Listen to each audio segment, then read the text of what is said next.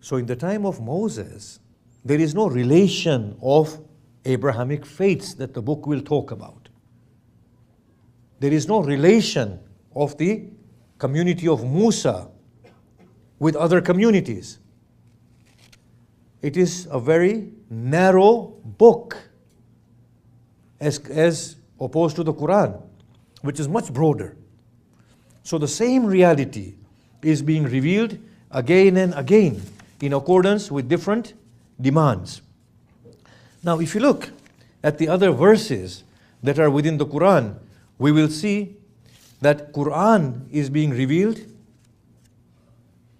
as a part of the book. Look at this verse. Hamim wal kitabil mubin.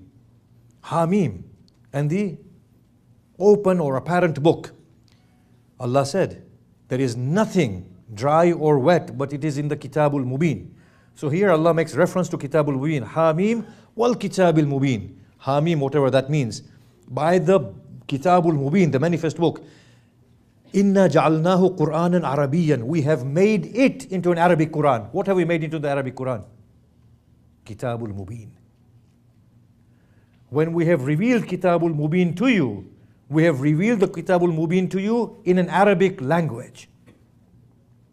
Again, in another place, Allah subhanahu wa ta'ala says, وَإِنَّهُ فِي أُمِّ الْكِتَابِ لَدَيْنَا لَعَلِيٌّ حَكِيمٌ. And it is with us in the mother of all books.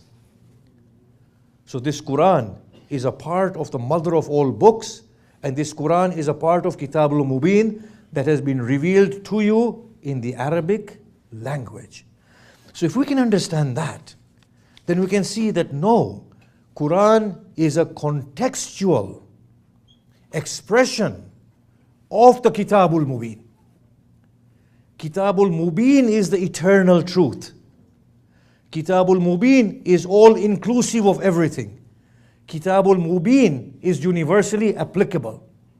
But when it comes to Torah, Injil and Quran, they have the essence of Kitabul Mubin because they are coming from Kitabul Mubin.